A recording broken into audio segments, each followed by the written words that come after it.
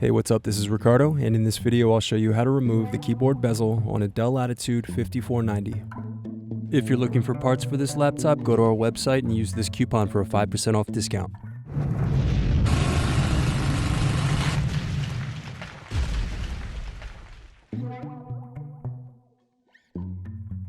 Remove base cover screws.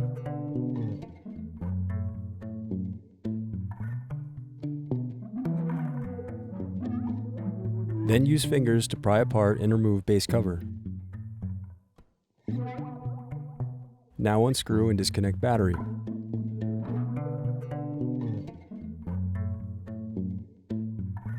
Next, use thin object to pry apart and remove keyboard bezel.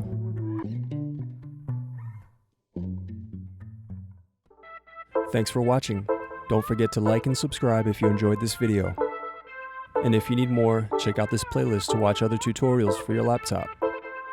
You can also click here to find parts for your laptop at partspeople.com.